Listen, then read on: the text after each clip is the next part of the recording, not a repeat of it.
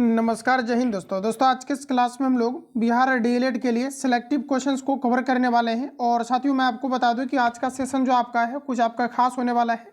कि आप देखेंगे तो इस सेशन के अंतर्गत आपका वही क्वेश्चंस को डाला गया है जो बिहार डीएलएड के अंतर्गत लगातार अभी आप देख पाएंगे कि क्वेश्चंस आपका कुछ आपका रिपीट किया जा रहा है। और इसके पहले ऑल ओवर जो आपका एग्जाम कंडक्ट हुआ है बिहार डीएलएड के अंतर्गत जितनी भी क्वेश्चंस आपका रिपीट हुआ था लगातार आपका जो आप देखेंगे कुछ आपका खास टॉपिक था जहां से कि क्वेश्चन डीएलएड हर एक बार आपका पूछता था, वहां से क्वेश्चंस को आपको सिलेक्ट किया गया। बाकी कुछ आपके नए पैटर्न के अकॉर्डिंग क्वेश्चंस को सिलेक्ट किया गया है जो आपके एग्जाम पॉइंट ऑफ व्यू से आपका इंपॉर्टेंट है। तो सारे क्वेश्चंस को आप लोग जो है ध्यानपूर्वक आप सभी लोग लगाएंगे। और साथ ही मैं आपको बता दूं कि इस सेशन में जितनी भी क्वेश्चंस आपको डाला गया है इन सभी को आप लोग जो है पुनः एक बार रिवीजन कर लेना बेहतरीन तरीका से। वीडियो के डिस्क्रिप्शन में टेलीग्राम का लिंक डाला गया है, वहां से आप लोग जुड़ करके पीडीएफ लेकर के रिवीजन कर सकते हैं। बाकी जिन भी कैंडिडेट का क्या है कि अभी थर्ड फेज में एग्जाम होने वाला है तो आप सभी लोगों को इस नंबर पर 7050513705 पर आपको एसएमएस या कॉल करना है। आपको बिहार डीएलएड आपको लिख करके आपको प्राइवेट ग्रुप के अंतर्गत अगर ऐड होना है तो इसके लिए आपको 31 रुपीज़ आपको पेमेंट करके आपको ऐड किया जाएगा, जिसमें कि ऑल ओवर आपके सारे नोट्स आपका मिल जाएगा जहां से कि मैक्सिमम क्वेश्चंस आपके देखने को मिल रहा है। बाकी आइए हम लोग क्लास को कंटिन्यू करते हैं और चीज़ों को समझते हैं। तो फ्रेंड्स आज का पहला प्रश्न आपके सामने है और थोड़ा फास्ट खींचेंगे, ठीक है। तो आप सभी लोगों को मेरे साथ जो है थोड़ा फास्ट चलना है। तो चूंकि हम लोग डबल सेशन को कवर कर रहे हैं जैसा कि आपको पता है और समय आपके पास जो है काफ़ी ज़्यादा आपका कम है। अभी आप देखेंगे आप पैसेंजर की तरह अगर चलेंगे तो फिर आपको जो है कहीं ना कहीं आपको दिक्कत होगा, इसलिए आपको चलना है थोड़ा फास्ट। तो साथियों आज का पहला प्रश्न हमारा कहा जा रहा है कि आज़ाद हिंद फौज का गठन कब हुआ था, ये आपको पर पूछा जा रहा है। बताइए आप लोग राइट आंसर क्या हो जाएगा। साथियों यहाँ पर देखेंगे तो प्रश्न में कहा जा रहा है कि आज़ाद हिंद फौज का गठन कब हुआ था, ये आपको पूछा जा रहा है। सभी ऑप्शन आपके सामने दिया गया है, एक नज़र पड़ते ही आपको सीधा आंसर दिखना चाहिए कि आंसर आपका क्या होगा। तो दोस्तों आपका यहाँ पर राइट आंसर जो हो जाएगा ऑप्शन आपका सी करेक्ट हो जाएगा। आज़ाद हिंद फौज का गठन कब हुआ था तो 1942 में हुआ था। वही साथियों हम बात करेंगे भारत छोड़ो आंदोलन कब हुआ था तो ये भी आपका 1942 में आपका हुआ था। तो ऑप्शन आपका सी करेक्ट हो जाएगा। सभी क्वेश्चन आपका रिपीटेड है, बिहार डीएलएड के लिए छपने लायक क्वेश्चन है, तो ध्यान रखेंगे और रिपीट भी करते चलेंगे मेरे साथ। तो प्रश्न में कहा जा रहा है कि आज़ाद हिंद फौज का गठन कब हुआ था, तो साथियों याद रखेंगे ये आपका 1942 में हुआ था। ऑप्शन आपका सी करेक्ट हो जाएगा। अगला प्रश्न दोस्तों नेक्स्ट आपको दिया गया है कि मुस्लिम लीग की स्थापना कब हुई थी। बताइए आप लोग राइट आंसर क्या हो जाएगा। साथियों प्रश्न में कहा जा रहा है कि मुस्लिम लीग की स्थापना कब हुई थी, ये आपको पर पूछा जा रहा है। तो देखिए मुस्लिम लीग की जो स्थापना फ्रेंड्स आपका हुआ था 1906 में। कब हुआ था आपका 1906 में मुस्लिम लीग की स्थापना किया गया था। तो यहाँ पर आपका सी करेक्ट ए करेक्ट हो जाएगा। अगला क्वेश्चन की दोस्तों बात करेंगे तो नेक्स्ट कहा जा रहा है कि राजा राम मोहन राय के द्वारा आत्मनीय सभा की स्थापना कब की गई थी, आपको पर पूछा जा रहा है। देखिए आप हमेशा के लिए माइंड में फिट कर लीजिए कि जो आत्मनीय सभा की स्थापना है ये किनके द्वारा किया गया है। तो फर्स्ट ऑफ ऑल आप याद रखेंगे कि राजा राम मोहन राय के द्वारा आत्मनीय सभा की स्थापना किया गया था। यहाँ से भी क्वेश्चन आपका आता है। अब दोस्तों बात करेंगे कि राजा राम मोहन राय ने आत्मनीय सभा की जो स्थापना किया था ये किस डेट में किया था, ये आपको पूछा जाता है। साथियों आपका 1815 में किया था। ध्यान रखिएगा राजा राम मोहन राय ने आत्मनीय सभा की स्थापना कब किया था, तो 1815 में किया था।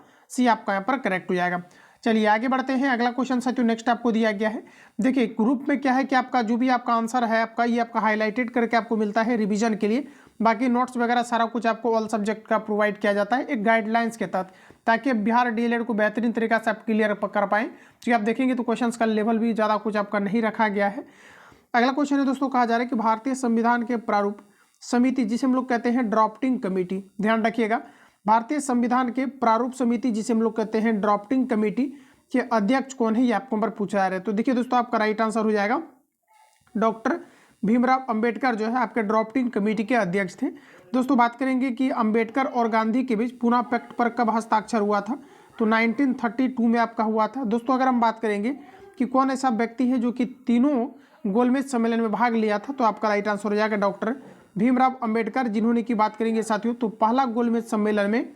तो ध्यान रखिएगा साथियों आप लोग कि जो हमारा पहला गोलमेज आपका सम्मेलन हुआ था ये आपका 1930 में आपका हुआ था, जबकि दूसरा गोलमेज सम्मेलन की फ्रेंड्स बात करेंगे तो 1931 में हुआ था। वही तीसरा गोलमेज सम्मेलन की अगर बात किया जाए तो ये आपका 1932 में हुआ था। तो मात्र एक ऐसा व्यक्ति थे डॉक्टर भीमराव अंबेडकर जिन्होंने कि तीनों गोलमेज सम्मेलन में फ्रेंड्स आपका भाग लिया था। तो इतनी पॉइंट को यहाँ से क्लियर रखेंगे। ऑप्शन यहाँ पर आपका जो है बी आपका करेक्ट हो जाएगा। चलिए आगे बढ़ते हैं साथियों। अगला क्वेश्चन आपको नेक्स्ट में दिया गया है। प्रश्न कहा जा रहा है कि न्यू मूर द्वीप कहाँ पर स्थित है, ये आपको पर पूछा जा रहा है। सभी ऑप्शन आपके सामने दिया गया है। दोस्तों बात करेंगे न्यू मूर द्वीप ये आपके कहाँ पर स्थित है, ये आपको पर बताना है। तो दोस्तों आपका यहाँ पर राइट आंसर हो जाएगा बंगाल की खाड़ी में। कहाँ पर आपका है, तो बंगाल की खाड़ी में, ये आपका यहाँ पर करेक्ट हो जाएगा। अगला क्वेश्चन है साथियों, नेक्स्ट आपको दिया गया है कि कालीबंगा कहाँ पर स्थित है, गुजरात, राजस्थान, महाराष्ट्र, पंजाब। देखिए बात करेंगे हम लोग कालीबंगा के बारे में, इतना ही काफ़ी आपके लिए टाइम है क्वेश्चंस को अटेम्प्ट लेने के लिए। 2 से 3 सेकंड, मात्र 2 से 3 सेकंड, इतना में क्वेश्चंस आपसे अटेम्प्ट आपसे हो जाना चाहिए। अगला क्वेश्चन की बात करेंगे तो कालीबंगा कहाँ पर फ्रेंड्स आपका स्थित है, तो ध्यान रखेंगे कालीबंगा आपके राजस्थान में, ऑप्शन आपका बी करेक्ट हो जाएगा। रावतभाटा परमाणु संयंत्र कहाँ पर है, तो ये आपके राजस्थान में है। थार मरुस्थल कहाँ पर है, तो ये राजस्थान में है। पिंक सिटी के रूप में किसे जाना जाता है, तो राजस्थान की कैपिटल जयपुर को जाना जाता है। हवा महल कहाँ पर है, तो ये भी आपके राजस्थान के अंतर्गत आपका स्थित है।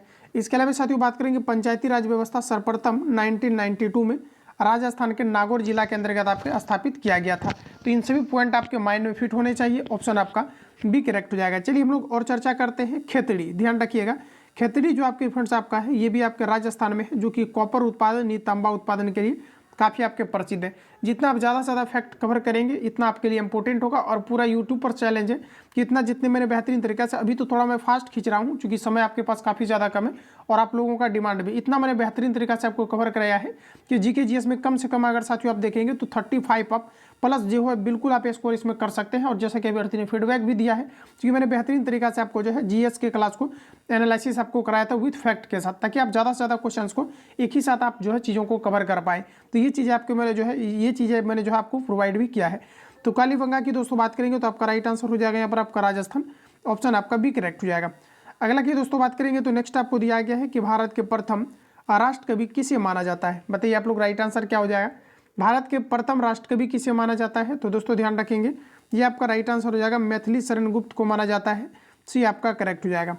अगला क्वेश्चन है दोस्तों, नेक्स्ट आपको दिया गया है, प्रश्न में कहा जा रहा है कि ब्लड बैंक के नाम से किसे जाना जाता है, ये आपको नंबर बताना है। देखिए दोस्तों बात करेंगे हम लोग ब्लड बैंक के नाम से किसे जाना जाता है। तो देखिए ब्लड बैंक, थोड़ा सा यहाँ पर हम लोग बात कर लेते हैं आरबीसी के बारे में। जैसे कि दोस्तों आरबीसी की अगर हम बात करेंगे, आरबीसी जिसे हम लोग कहते हैं रेड ब्लड सेल्स, इसका जीवन काल 115 से 120 दिन आपका होता है, जिनका कि पुनः मृत्यु के बाद ये ब्लड बैंक यानी कि प्लीहा जिसे हम लोग तिल्ली कहते हैं वहाँ पर चला जाता है। तो इसे हम लोग कहते हैं प्लीहा या तिल्ली। इसे देखिए बॉडी का कब्र भी कहा जाता है, ध्यान रखेंगे। और जिसमें कि आप देखेंगे तो आरबीसी का जो है मृत्यु के बाद ये आपके प्लीहा के अंतर्गत आपका चला जाता है। तो ऑप्शन आपका सी करेक्ट हो जाएगा। वही दोस्तों हम बात कर लेते हैं थोड़ा सा WBC के बारे में, यानी वाइल्ड ब्लड सेल्स के बारे में। तो इसका जीवन काल 1 से आपका 4 दिन का आपका होता है, ध्यान रखिएगा। और ये हमारे बॉडी का सेना कहलाता है, जो कि एंटीबॉडीज मुख्य रूप से आपके बनाते हैं। लिम्फोसाइट ग्रंथि जो होता है, जो मुख्य रूप से एंटीबॉडीज हमारे बॉडी के अंतर्गत बनाता है, ये आपके WBC का ही एक भाग आपका होता है, लिम्फोसाइट। इतने पॉइंट को याद रखेंगे। अगला क्वेश्चन है साथियों, नेक्स्ट आपको दिया गया है कि हिमालय किस श्रेणी का पर्वतमाला है, ये आपको नंबर बताना है।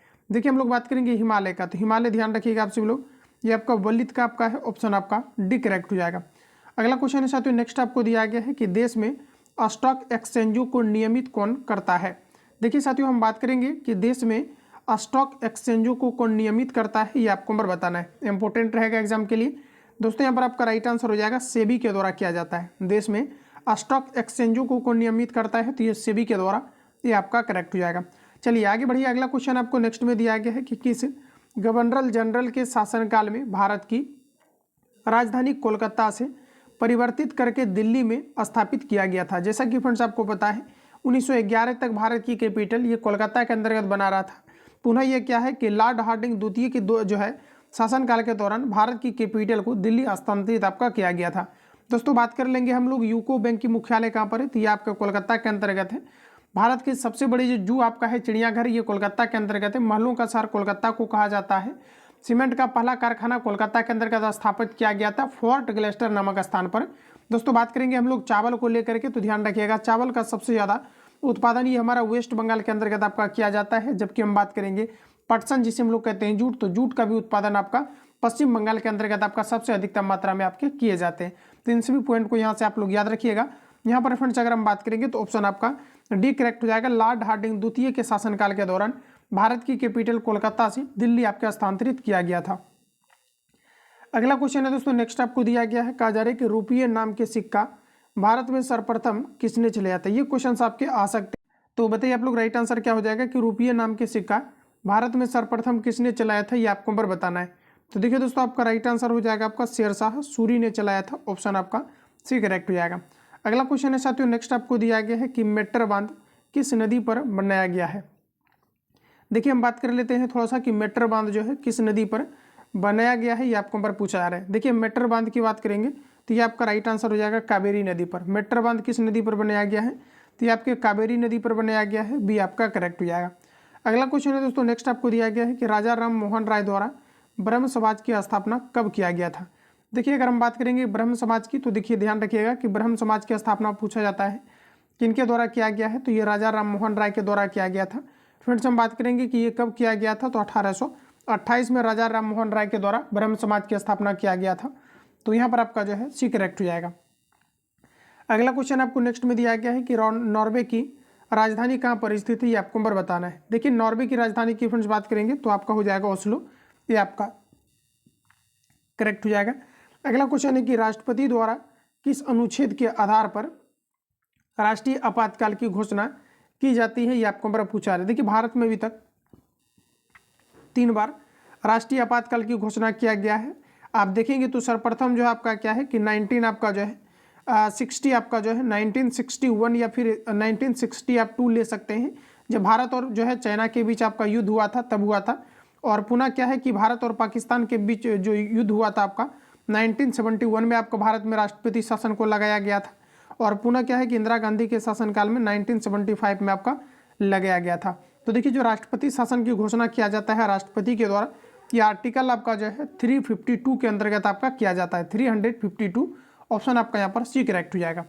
अगला क्वेश्चन है दोस्तों, नेक्स्ट आपको दिया गया है कि हिंदू महासभा की स्थापना किसके द्वारा की गई थी। बताइए आप लोग राइट आंसर क्या हो जाएगा, हिंदू महासभा की स्थापना किसके द्वारा किया गया था। तो देखिए आपका राइट आंसर हो जाएगा मदन मोहन मालवीय के द्वारा, डी आपका करेक्ट हो जाएगा। अगला क्वेश्चन है साथियों, नेक्स्ट आपको दिया गया है कि राज्यपाल की नियुक्ति कौन करता है। बताइए आप लोग राइट आंसर क्या हो जाएगा। देखिए बात करेंगे राज्यपाल की नियुक्ति कौन करता है, तो देखिए राज्यपाल की नियुक्ति राष्ट्रपति के द्वारा किया जाता है। जबकि आप फ्रेंड्स देखेंगे तो हमारे जो चीफ मिनिस्टर होते हैं यानी कि जो मुख्यमंत्री होते हैं, इनकी नियुक्ति किनके द्वारा किया जाता है, तो इसका नियुक्ति राज्यपाल के द्वारा किया जाता है। जबकि प्राइम मिनिस्टर की बात करेंगे तो प्राइम मिनिस्टर की भी नियुक्ति जो है राष्ट्रपति के द्वारा किया जाता है। लेकिन बात करेंगे हम लोग कि राज्यपाल की नियुक्ति कौन करता है, तो ये आपके राष्ट्रपति के द्वारा किया जाता है, ऑप्शन आपका सी करेक्ट हो जाएगा। अगला क्वेश्चन है दोस्तों, नेक्स्ट आपको दिया गया है उकाई परियोजना किस नदी पर स्थित है। देखिए उकाई परियोजना किस नदी पर आपका है, पेरियार नदी, ताप्ती नदी, नर्मदा नदी, कावेरी नदी। देखिए उकाई परियोजना की साथियों बात करेंगे तो उकाई परियोजना आपका ताप्ती नदी पर है, जो कि मध्य प्रदेश होते हुए गुजरात में बहती है। देखेंगे बात करेंगे हम लोग जो है सूरत के बारे में, तो ध्यान रखिएगा सूरत किस नदी पर आपके अवस्थित है, तो सूरत भी आपके ताप्ती नदी के तट पर अवस्थित है। तो इतने फैक्ट को याद रखेंगे। उकाई परियोजना की बात किया जा रहा है तो ये आपके ताप्ती नदी पर आपका है, ऑप्शन आपका जो है बी करेक्ट हो जाएगा। अगला क्वेश्चन है साथियों, नेक्स्ट आपको दिया गया है कि टीपू सुल्तान ने अपनी राजधानी कहाँ स्थापित किया था, ये आपको नंबर बताना है। देखिए प्रश्न में बोला जा रहा है कि टीपू सुल्तान ने अपनी राजधानी कहाँ पर स्थापित किया था, ये आपको नंबर बताना है। तो देखिए टीपू सुल्तान ने अपनी राजधानी को श्रीरंगपट्टनम में स्थापित किया था। देखिए याद रखेंगे टीपू सुल्तान ने अपनी राजधानी को कहाँ पर स्थापित किया था, तो ये आपका राइट आंसर हो जाएगा श्रीरंगपट्टनम में किया था, ये आपका करेक्ट हो जाएगा। अगला क्वेश्चन है साथियों, नेक्स्ट आपको दिया गया है, कहा जा रहा है कि सर विलियम जोन्स के द्वारा एशियाटिक सोसाइटी की स्थापना कब की गई। देखिए एशियाटिक सोसाइटी की जो स्थापना किया गया था सर विलियम जोन्स के द्वारा किया गया था। और ध्यान रखिएगा कि ये जो किया गया था आपका 1784 में एशियाटिक सोसाइटी की स्थापना किया गया था। रिपीट कीजिए इस क्वेश्चन को। प्रश्न में कहा जा रहा है कि जो है एशियाटिक सोसाइटी की स्थापना जो है कब किया गया था, तो ध्यान रखिएगा पहले कि सर विलियम जोन्स के द्वारा एशियाटिक सोसाइटी की स्थापना किया गया था और ये 1784 में किया गया था, तो ऑप्शन आपका यहाँ पर सी करेक्ट हो जाएगा। अगला क्वेश्चन है दोस्तों, नेक्स्ट आपको दिया गया है कि काकोरी कांड में किस क्रांतिकारी को फांसी की सजा दी गई थी। देखिए काकोरी कांड वाला अगर क्वेश्चन अभी तक नहीं पूछा गया है तो ये क्वेश्चन आपका आएगा। देखिए प्रश्न में कहा जा रहा है कि काकोरी कांड में किस क्रांतिकारी को फांसी की सजा दी गई है, ये आपको पर पूछा रहा है। तो देखिए यहाँ पर ध्यान रखिएगा आप सभी लोग, इसमें जो आपका सजा दिया गया है ये आपका राइट आंसर हो जाएगा राम प्रसाद बिस्मिल को काकोरी कांड में सजा दिया गया है, तो ऑप्शन आपका सी सही हो जाएगा। अगला क्वेश्चन है साथियों, नेक्स्ट आपको दिया गया है कि सूर्य की ऊष्मा पृथ्वी तक किस विधि से पहुंचती है, ये आपको पर पूछा रहे। देखिए सूर्य प्रकाश पृथ्वी तक 8 मिनट 16 सेकंड में जो है पहुंचती है। रेयर केस में आपको 8 पॉइंट आपको 3 भी आपको दिया रहता है, तो ध्यान रखिएगा आप सभी लोग। और चंद्रमा की अगर हम बात करेंगे तो 1 पॉइंट आपका 3 सेकंड में पृथ्वी तक पहुंचती है। देखिए दोस्तों सूर्य में जो हमारा ऊर्जा है ये किस कारण से है, तो ये नाभिक के संलयन के कारण से है, जिसमें कि आप देखेंगे तो सूर्य में हाइड्रोजन आपका टोटल आपका जो है 71% आपके पाए जाते हैं। जबकि हम बात करेंगे हीलियम का, तो हीलियम आपका 29% आपका पाया जाता है। और जब भी कभी क्या होता है कि हाइड्रोजन और हीलियम आपस में रिएक्ट करते हैं तो इसी को हम लोग कहते हैं नाभिकीय संलयन अभिक्रिया। और सूर्य प्रकाश जो हमारे पृथ्वी तक पहुंचता है ये विकिरण के माध्यम से, तो ऑप्शन आपका एक करेक्ट हो जाएगा। इतने फैक्ट को ध्यान रखेंगे कि सूर्य की ऊष्मा पृथ्वी तक किस विधि से पहुंचती है, तो फ्रेंड्स आपका राइट आंसर हो जाएगा विकिरण के माध्यम से पहुंचती है, ये आपका करेक्ट हो जाएगा। चलिए आगे बढ़ते हैं। अगला क्वेश्चन आपको नेक्स्ट में दिया गया है, कहा जा रहा है कि लाहौर के किला का निर्माण किसने करवाया था, ये आपको नंबर बताना है। देखिए दोस्तों, बात करेंगे लाहौर के किला का निर्माण किसने करवाया था, तो ये देखिए आपका राइट आंसर आपका हो जाएगा अकबर ने। ठीक है, देखिए लाहौर के किला का निर्माण किसने करवाया था, तो ये अकबर ने करवाया था, डी आपका करेक्ट हो जाएगा।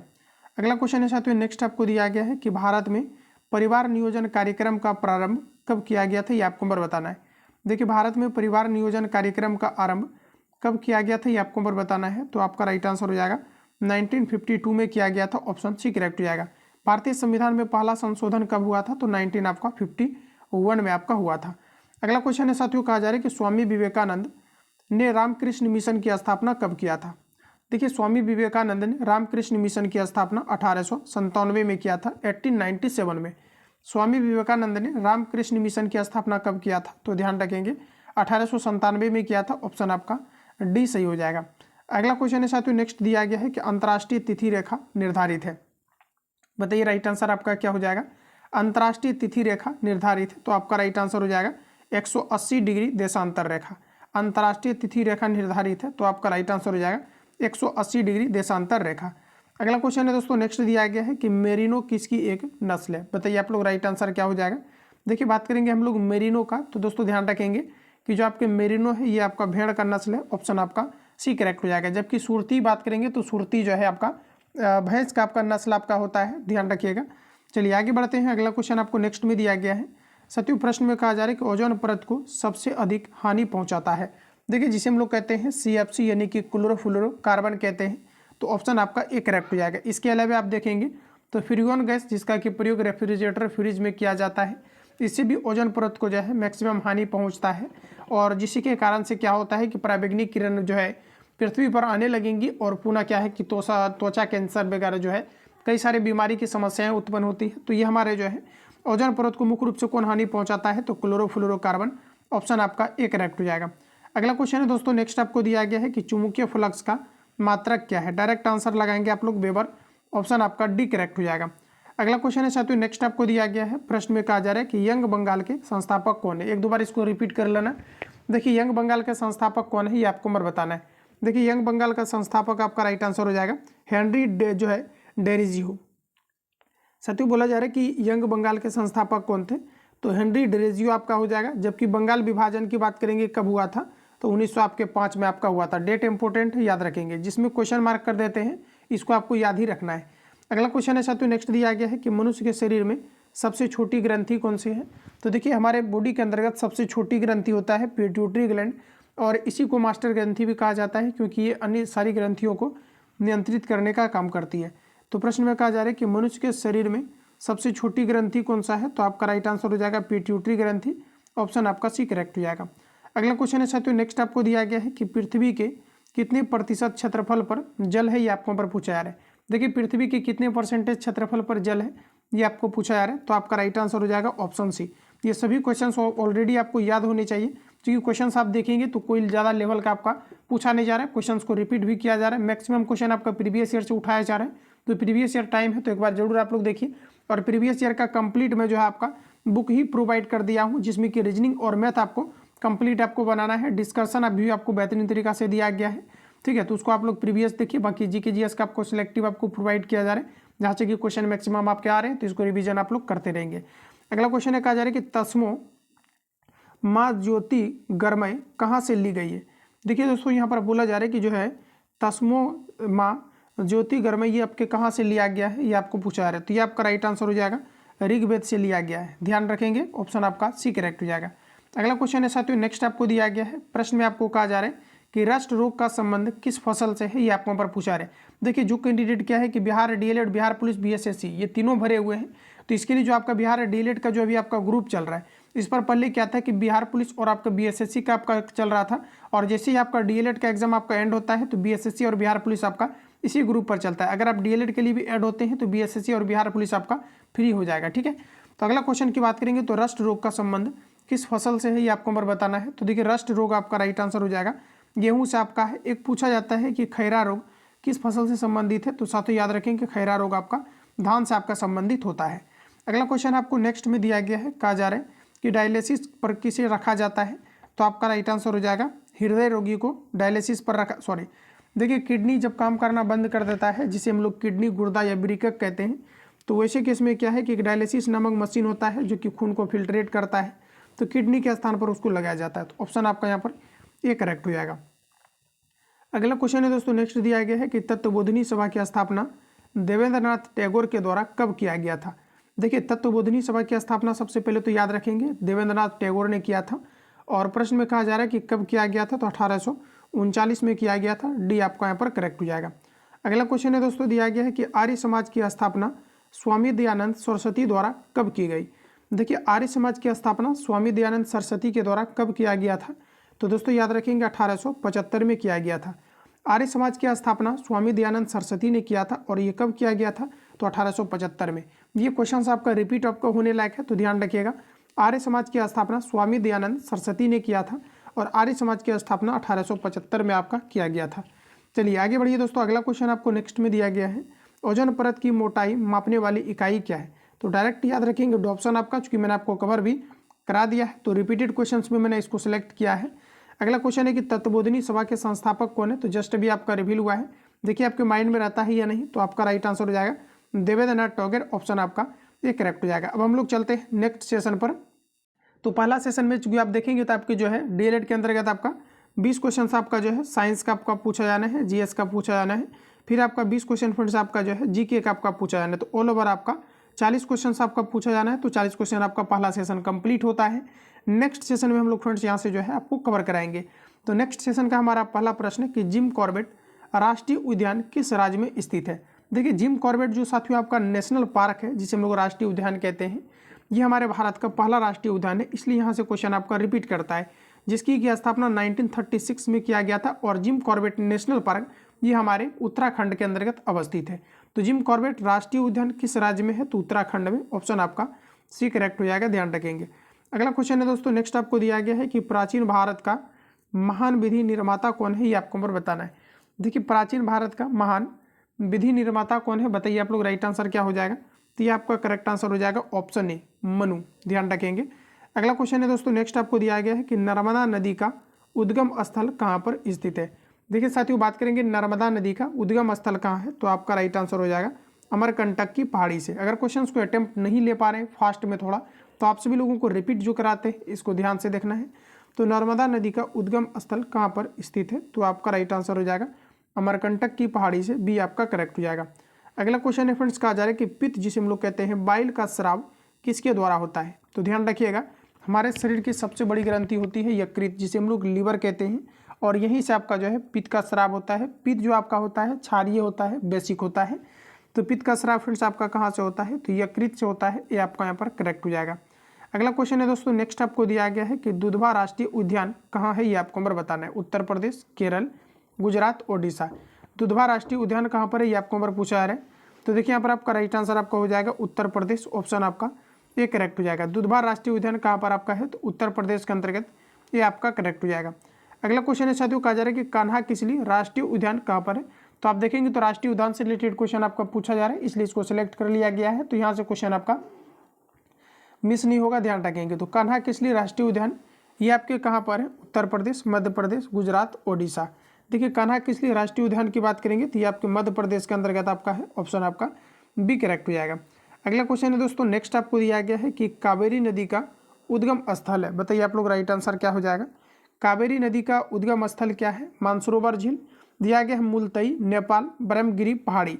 तो देखिए कावेरी नदी का उद्गम स्थल क्या है, तो आपका राइट आंसर हो जाएगा ब्रह्मगिरी पहाड़ी, ऑप्शन आपका जो है डी आपका यहाँ पर सही हो जाएगा। अगला क्वेश्चन है फ्रेंड्स नेक्स्ट आपको कहा जा रहा है कि प्राचीन संख्या दर्शन के रचनाकार कौन थे, ये आपको नंबर बताना है। प्राचीन संख्या दर्शन के रचनाकार कौन थे, ये आपको नंबर बताना है। भारत मुनि, कपिल मुनि, विशिष्ट मुनि गौतम मुनि। देखिए संख्या दर्शन डायरेक्टली आपका यहाँ से क्वेश्चन जो पूछा जाता है ये डायरेक्ट यहाँ से पूछा जाता है कि संख्या दर्शन के जो है रचनाकार कौन है। तो देखिए ध्यान रखिएगा आप सभी लोग, ये आपका राइट आंसर हो जाएगा कपिल मुनि, ऑप्शन आपका जो है बी आपका सही हो जाएगा। अगला क्वेश्चन है फ्रेंड्स, नेक्स्ट आपको दिया गया है कि पृथ्वी की अपेक्षा चंद्रमा का द्रव्यमान कितना है। देखिए पृथ्वी की अपेक्षा चंद्रमा का द्रव्यमान कितना है, तो 1/81 गुना, ऑप्शन आपका डी करेक्ट हो जाएगा। अगला प्रश्न हमारा नेक्स्ट में दिया गया है कि पृथ्वी का औसत तापमान कितना होता है। बताइए आप लोग, राइट आंसर क्या हो जाएगा। 10 degree Celsius, 12 degree Celsius, 15 degree Celsius, 20 degree Celsius. देखिए पृथ्वी का औसत तापमान कितना होता है, तो ये मैक्सिमम आपका यानी सॉरी अगर एवरेज बात करेंगे ऑन एवरेज तो आपका जो है 15 डिग्री सेल्सियस होता है, तो सी आपका यहाँ पर करेक्ट हो जाएगा। अगला प्रश्न साथियों कि कौन सी ग्रंथि रक्तचाप को नियंत्रित करता है। पिट्यूटरी ग्लैंड, एड्रिनल ग्रंथि, जनन ग्रंथि, मास्टर ग्रंथि। देखिए रक्तचाप को, जिसे हम लोग रक्तचाप अगर देखेंगे तो 80 से आपका 120 आपका mmHg आपका होता है, mmHg बोल सकते हैं। तो ये हमारा जो है बॉडी का ब्लड प्रेशर होता है। तो कौन सी ग्रंथि है जो कि ब्लड प्रेशर को जो है कांस्टेंट करती है, नियंत्रित करती है, कंट्रोल करती है, तो ये आपका राइट आंसर हो जाएगा आपका एड्रिनल ग्रंथि, ऑप्शन आपका बी यहाँ पर आपका सही हो जाएगा। अगला क्वेश्चन है दोस्तों, नेक्स्ट आपको दिया गया है कि गिर राष्ट्रीय उद्यान किस राज्य में स्थित है, ये आपको नंबर बताना है। देखिए गिर राष्ट्रीय उद्यान कहाँ पर है, तो ये आपके गुजरात में है। कहाँ पर आपका है, गुजरात में। गिर राष्ट्रीय उद्यान कहाँ पर है, तो ये आपके गुजरात में है। ठीक है, ध्यान रखिएगा। चलिए आगे बढ़ते हैं। अगला क्वेश्चन आपको नेक्स्ट में दिया गया है, श्वेत रक्त कणिकाओं का निर्माण कहाँ पर आपका होता है, जिसे हम लोग कहते हैं WBC, वाइट ब्लड सेल्स। इसका निर्माण कहाँ पर होता है, तो देखिए श्वेत रक्त जो आपका होता है इसका निर्माण अस्थिमज्जा में भी होता है, लिम्फोनोड में भी होता है, प्लीहा में भी होता है। तो इनमें से सभी आपका राइट आंसर हो जाएगा। जबकि दोस्तों हम बात करेंगे WBC का, तो इसका मात्र एक जगह निर्माण होता है जिसे हम लोग कहते हैं लाल अस्थिमज्जा या फिर बोन मेरो के नाम से जानते हैं। बट WBC की बात करेंगे व्हाइट ब्लड सेल्स का, तो अस्थिमज्जा में हो सकता है, लिम्फोनोड में हो सकता है, इसके अलावा देखेंगे तो प्लीहा में भी आपका हो सकता है। तो इनमें से आपका सभी हो जाएगा, ऑल ऑफ दीज आपका यहाँ पर करेक्ट हो जाएगा। अगला क्वेश्चन है कि भारत की सबसे चौड़ी नदी कौन सी है, ये आपको नंबर बताना है। गंगा, कावेरी, ब्रह्मपुत्र, कोसी। बताइए आप लोग राइट आंसर क्या होगा। भारत की सबसे चौड़ी नदी की अगर दोस्तों बात करेंगे तो यहाँ पर आपका जो राइट आंसर हो जाएगा ऑप्शन आपका जो है सी आपका करेक्ट हो जाएगा, ब्रह्मपुत्र। भारत की सबसे लंबी नदी की बात करेंगे तो गंगा हो जाएगा, जिसका कि टोटल लंबाई की बात करेंगे तो 2525 किलोमीटर है। और गंगा नदी का उद्गम हमारे जो है मानसरोवर यानी कि हिमालय से ही आपके होते हैं, तो ध्यान रखिएगा। चलिए अगला बढ़िए। अगला क्वेश्चन आपको नेक्स्ट में दिया गया है, कहा जा रहा है कि इंसुलिन हार्मोन का कार्य क्या है, ये आपको नंबर बताना है। देखिए इंसुलिन जो आपका होता है अग्नाशय ग्रंथि से स्रावित होते हैं, जिसके कारण से मधुमेह, जिसे हम लोग डायबिटीज कहते हैं, ये आपका बीमारी होता है। तो इंसुलिन हार्मोन के कारण से होता है। और देखिए इंसुलिन जो आपका स्रावित होता है अग्नाशय से होता है, और अग्नाशय हमारे बॉडी का दूसरी सबसे बड़ी ग्रंथि होती है। पहला में हमारा यकृत आता है। तो इंसुलिन का कार्य क्या है, ये आपको नंबर पूछा है। तो आपका राइट आंसर हो जाएगा रक्त में ग्लूकोज की मात्रा को नियंत्रित करना। ठीक है, देखिए इंसुलिन का हार्मोन्स का कार्य क्या होता है, तो रक्त में ग्लूकोज की मात्रा को नियंत्रित करना, ऑप्शन आपका ए करेक्ट हो जाएगा। अगला क्वेश्चन है दोस्तों, कहा जा रहा है कि किस रेखा पर दिन रात बराबर होता है। कर्क रेखा, मकर रेखा, आर्कटिक रेखा, विषुवत रेखा। देखिए किस रेखा पर दिन और रात बराबर होता है, तो यहाँ पर देखिए हमारा ऑथेंटिक जो आंसर हो जाएगा विषुवत आपका रेखा हो जाएगा, डी आपका यहाँ पर सही है। अगला में कहा जा रहा है कि मदर टेरेसा विश्वविद्यालय कहाँ पर स्थित है। छपने लायक क्वेश्चन याद रखेंगे। मदर टेरेसा विश्वविद्यालय कहाँ पर आपका स्थित है, तो मदर टेरेसा विश्वविद्यालय तमिलनाडु के अंतर्गत स्थित है। देखिए अगर हम बात करेंगे कि पवन ऊर्जा का सबसे ज़्यादा निर्माण कहाँ पर होता है, तो ये भी आपका तमिलनाडु के अंतर्गत आपका होता है। अगला क्वेश्चन में आपको दिया गया है कि सत्य फल यानी कि ट्रू फ्रूट का निर्माण किससे होता है, ये आपको नंबर बताना है। देखिए सत्य फल जिसे हम लोग कहते हैं ट्रू फ्रूट, इसका निर्माण कहाँ से होता है, तो देखिए जो सत्य फल होता है, जो सही फल होता है, इसका निर्माण होता है आपका अंडाशय से। जबकि आप देखेंगे तो पूछा जाता है असत्य फल कहाँ से होता है, तो अंडाशय, बीजांग, मुकेश्वर, इसमें सभी हो जाता है। लेकिन यहाँ पर आप देखिएगा तो यहाँ पर पूछा रहा है कि सत्य फल, तो यहाँ पर देखिए सत्य फल का निर्माण अंडाशय से होता है, ऑप्शन आपका ये करेक्ट हो जाएगा। अगला में देखिए क्वेश्चन आपका आ गया कि औसत फल का निर्माण कहाँ से होता है, तो कॉन्सेप्ट भी आपका क्लियर रहेगा। तो ये आपका राइट आंसर हो जाएगा इनमें से सभी, अंडाशय, जयांग, पुंकेसर, इन सभी से आपका औसत फल का निर्माण होता है। अगला क्वेश्चन दिया गया है कि हुंगडू जलप्रपात किस नदी पर स्थित है, ये आपको पर बताना है। तो साथियों बात करेंगे कि हुंगडू जलप्रपात ये किस नदी पर स्थित है, ये आपको पर बताना है। तो देखिए आपका राइट आंसर हो जाएगा नर्मदा नदी पर। हुंगडू जलप्रपात किस नदी पर आपका है, तो नर्मदा, डी हमारा सही हो जाएगा। अगला क्वेश्चन इसमें दिया गया है कि अवध का अंतिम नवाब कौन था, ये आपको पर बताना है। सिराजुद्दौला, शुजाउद्दौला, मीर जाफर, वाजिद अली शाहू। तो देखिए अवध का अंतिम नवाब कौन था, ये आपको पर बताना है। 21 का आंसर बताएंगे तो ये आपका राइट आंसर हो जाएगा वाजिद अली शाहू, ऑप्शन आपका डी करेक्ट हो जाएगा। अगला में हमारा दिया गया है कि शरीर की सबसे बड़ी ग्रंथि कौन सी है। दिया गया है थायराइड, यकृत, पिट्यूटरी ग्रंथि, जनन ग्रंथि। देखिए रिवीजन के रूप में कवर करा रहे हैं इसलिए आपको फास्ट चलना है, ठीक है। इसका आंसर बताइए, शरीर की सबसे बड़ी ग्रंथि कौन सा है। देखिए शरीर की सबसे बड़ी ग्रंथि पूछा जा रहा है। देखिए सबसे अगर बड़ी ग्रंथि आपको अगर पूछा जाता है तो आपका राइट आंसर हो जाएगा यकृत, ऑप्शन बी सही हो जाएगा। अगला में हमारा नेक्स्ट में दिया गया है कि मौन घाटी जिसे हम लोग साइलेंट वैली कहते हैं ये आपका कहाँ पर है। इसके अलावा आपको पूछा जाता है शांत घाटी, ये सेम चीज़ें आपका है, वर्ड थोड़ा सा आपका चेंज किया है। तो आप ध्यान रखिएगा कि मौन घाटी या जो है साइलेंट वैली भी कहते हैं। तो ये फ्रेंड्स आपका जो है केरल के अंतर्गत है। मसालों का शहर केरल को कहा जाता है। साक्षरता दर सबसे अधिक केरल का आपका है। लिंगानुपात सबसे अधिक केरल का आपका है, ऑप्शन आपका बी करेक्ट हो जाएगा। अगला प्रश्न दोस्तों कहा जा रहा है कि आराम हराम है यह किसका नारा है। इंपॉर्टेंट है एग्जाम के लिए। आराम हराम है ये किनका नारा है ये आपको नंबर बताना है। 24 का आंसर हो जाएगा जवाहरलाल नेहरू का, ऑप्शन आपका बी करेक्ट हो जाएगा। अगला क्वेश्चन है साथियों, नेक्स्ट आपको दिया गया है कि सुंदरबन राष्ट्रीय उद्यान भारत के किस राज्य में स्थित है। देखिए बात करेंगे हम लोग सुंदरबन। देखिए इसके अलावा पूछा जाता है कि मैंग्रोव वन कहाँ पर है, तो ये भी आपका पश्चिम बंगाल में है। लेकिन यहाँ पर देखेंगे तो कहा जा रहा है कि सुंदरबन राष्ट्रीय उद्यान भारत के किस राज्य में है, तो यहाँ पर आपका राइट आंसर हो जाएगा पश्चिम बंगाल में। 25 का आंसर बी आपका यहाँ पर करेक्ट हो जाएगा। अगला क्वेश्चन है दोस्तों, कहा जा रहा है कि नर्मदा नदी अपनी मुहाना कहाँ पर बनाती है। बताइए आप लोग राइट आंसर क्या हो जाएगा। प्रश्न में देखेंगे तो कहा जा रहा है कि नर्मदा नदी अपनी मुहाना कहाँ पर बनाती है, ये आपको नंबर बताना है। 26 का आपका राइट आंसर हो जाएगा खंबात की खाड़ी। नर्मदा नदी अपनी मुहाना कहाँ पर बनाती है, तो खंबात की खाड़ी, ये आपका करेक्ट हो जाएगा। नेक्स्ट क्वेश्चन है दोस्तों, नेक्स्ट में कहा जा रहा है कि सोन नदी किस नदी में आकर गिरती है, ये आपको और बताना। बेतवा, चंबल, गंगा, यमुना। बताइए आप लोग राइट आंसर क्या हो जाएगा। सोन नदी जो है ये किस नदी में आकर गिरती है, ये आपको नंबर पूछा रहा है। तो यहाँ पर आपका फ्रेंड्स राइट आंसर हो जाएगा ऑप्शन सी, गंगा में आकर के गिरती है। अगला क्वेश्चन हमारे नेक्स्ट में दिया गया है कि ताप्ती नदी कहाँ पर आकर गिरती है। बंगाल की खाड़ी, कच्छ की खाड़ी, अरब सागर, खंबात की खाड़ी। ताप्ती नदी कहाँ पर आकर के गिरती है, जो मध्य प्रदेश गुजरात होते हुए गुजरती है। और मुख्य रूप से ये भूमिका जो है आपके गुजरात के लिए आपका है ताप्ती नदी का। तो देखिए ताप्ती नदी कहाँ पर आकर के गिरती है, ये आपको नंबर बताना है। तो ये आपका राइट आंसर हो जाएगा खंबात की खाड़ी, ऑप्शन आपका डी जो है आपका सही हो जाएगा। अगला क्वेश्चन है दोस्तों, नेक्स्ट आपको कहा जा रहा है कि शिवाजी के माँ का नाम क्या था, ये आपको नंबर पूछा है। बताइए आप लोग राइट आंसर क्या हो जाएगा। शिवाजी के माँ का नाम क्या था, तो आपका राइट आंसर हो जाएगा जीजी भाई। ध्यान रखिएगा क्या हो जाएगा आपका जीजी भाई, ये आपका करेक्ट हो जाएगा।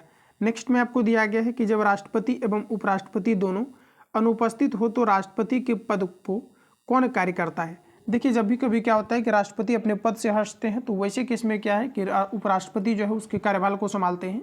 रेयर केस में अगर देखा जाए अगर दोनों खत्म हो जाते हैं या हट जाते हैं, तो आपको वैसे केस में मुख्य न्यायाधीश जो है इसके पद को संभालते हैं, ऑप्शन आपका सी जो है आपका करेक्ट हो जाएगा।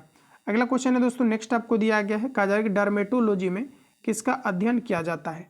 देखिए डर्मेटोलॉजी की बात किया जा रहा है, तो ध्यान रखेंगे डर्मेटोलॉजी के अंतर्गत जो है आपका त्वचा का अध्ययन किया जाता है। कोशिका का अध्ययन जो है आपके साइटोलॉजी के अंतर्गत आपका किया जाता है, ठीक है, ध्यान रखिएगा। तो यहाँ पर आपका जो राइट आंसर हो जाएगा ऑप्शन आपका बी करेक्ट हो जाएगा। नेक्स्ट क्वेश्चन है साथियों, अलबरूनी किसके साथ भारत आया था, ये आपको नंबर बताना है। देखिए अलबरूनी जो है ये आपका मोहम्मद गजनी के साथ भारत आया था। अलबरूनी किसके साथ भारत आया था, तो मोहम्मद जो है गजनी के साथ भारत आया था, सी आपका करेक्ट हो जाएगा। अगला क्वेश्चन आपको नेक्स्ट में दिया गया है कि पंडवानी किस राज्य में प्रचलित लोक नृत्य, ये आपको नंबर पूछा है। दोस्तों कहा जा रहा है कि पंडवानी किस राज्य का प्रचलित लोक नृत्य है, तो देखिए 33 का आपका राइट आंसर हो जाएगा छत्तीसगढ़, ऑप्शन आपका जो है बी करेक्ट हो जाएगा। नेक्स्ट क्वेश्चन में दिया गया है साथियों कि अष्टछाप के संस्थापक कौन थे। बताइए आप लोग राइट आंसर क्या हो जाएगा। अष्टछाप के संस्थापक कौन थे, आपको पूछा रहा है। 34 का जो राइट आंसर हो जाएगा स्वामी विट्ठलनाथ आपका हो जाएगा। स्वामी विट्ठलनाथ जो है आपका साथियों अष्टछाप के संस्थापक थे, तो डी आपका यहाँ पर करेक्ट हो जाएगा। अगला क्वेश्चन हमारे नेक्स्ट में दिया गया है कि केवलादेव घना पक्षी विहार कहाँ पर आपका स्थित है। एग्जाम के लिए इंपॉर्टेंट है, ध्यान रखेंगे। बोला जा रहा है कि केवलादेव घना पक्षी विहार ये आपके कहाँ पर स्थित है, इसके बारे में पूछा जा रहा है। तो हमारा राइट आंसर हो जाएगा राजस्थान में, बी आपका सही हो जाएगा। अगला क्वेश्चन है साथियों, कहा जा रहा है कि नल सरोवर पक्षी अभ्यारण्य कहाँ पर आपका है। तो देखिए अभ्यारण्य से रिलेटेड क्वेश्चन आपका पूछा जा रहा है, तो यहाँ पर आपका कवर है। तो देखेंगे तो कहा जा रहा है कि नल सरोवर पक्षी अभ्यारण्य ये आपके कहाँ पर स्थित है, तो नल सरोवर पक्षी अभ्यारण्य ये आपके गुजरात के अंतर्गत है, ये आपका यहाँ पर सही हो जाएगा। चलिए आगे बढ़ते हैं। नेक्स्ट क्वेश्चन आपको दिया गया है, बोला जा रहा है कि नंदन कानन वन्य जीव अभ्यारण्य कहाँ पर है। देखिए दोस्तों कहा जा रहा है कि नंदन कानन वन्य जीव अभ्यारण्य कहाँ पर है।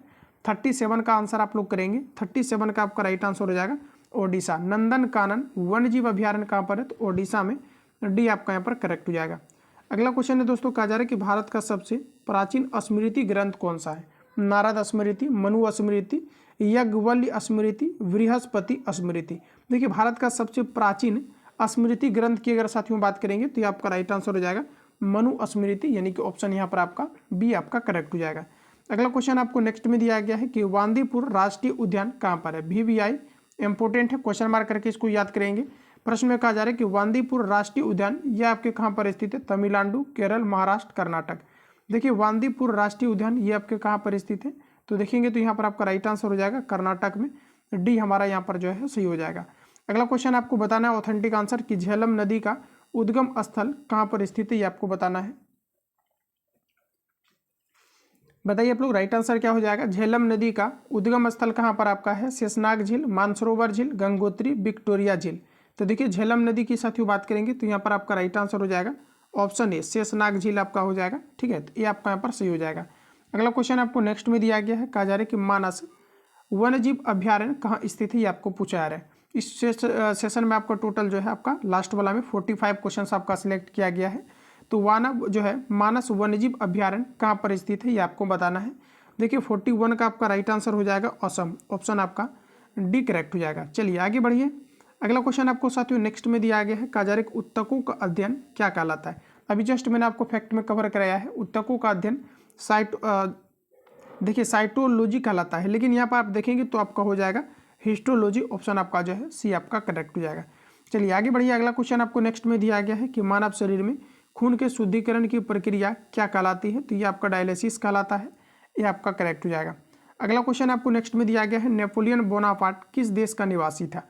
America, England, France, Germany. Napoleon Bonaparte किस देश का निवासी था, तो 44 का आपका राइट आंसर हो जाएगा फ्रांस का, ऑप्शन आपका सी करेक्ट हो जाएगा। फ्रांस का निवासी था साथियों, आप याद रखेंगे नेपोलियन बोनापार्ट कहाँ का निवासी था, तो फ्रांस का।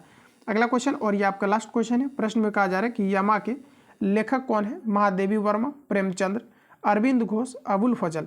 देखिए यामा के लेखक कौन है, ये आपको पर पूछा जा रहा है। देखिए यामा जो आपका साथियों लिखा गया है महादेवी वर्मा के द्वारा, ऑप्शन आपका यहाँ पर ए करेक्ट हो जाएगा। ध्यान रखेंगे महादेवी वर्मा के द्वारा यामा को लिखा गया है, तो ये आपका यहाँ पर सही आपका हो जाएगा। तो साथियों डबल सेशन को मैंने कवर करा दिया है, जिसमें कि 85 क्वेश्चन आपका कवर आपका हो चुका है, जो कि सभी आपके सिलेक्टिव क्वेश्चन आपका है, वेरी वेरी इंपॉर्टेंट। तो इसको आप लोग जो है रिवीजन करेंगे। बाकी किसी प्रकार का डाउट या संशय हो तो कमेंट बॉक्स में अपना फीडबैक देंगे। मिलते हैं नेक्स्ट क्लास में। जो लोग प्राइवेट ग्रुप से ऐड नहीं हुए हैं तो आप सभी लोग ऐड हो सकते हैं। इस नंबर पर आपको सिंपली SMS या आपको कॉल करके जो है डायरेक्टली आपको बात कर लेना है, इंक्वायरी ले लेना है। 31 आपको पेमेंट करके जो है इस ग्रुप के अंतर्गत आपको ऐड हो जाना है। बाकी किसी प्रकार का डाउट या संशय हो तो कमेंट बॉक्स में अपना फीडबैक देंगे। मिलते हैं नेक्स्ट क्लास में, तब तक के लिए जय हिंद, बेस्ट ऑफ लक।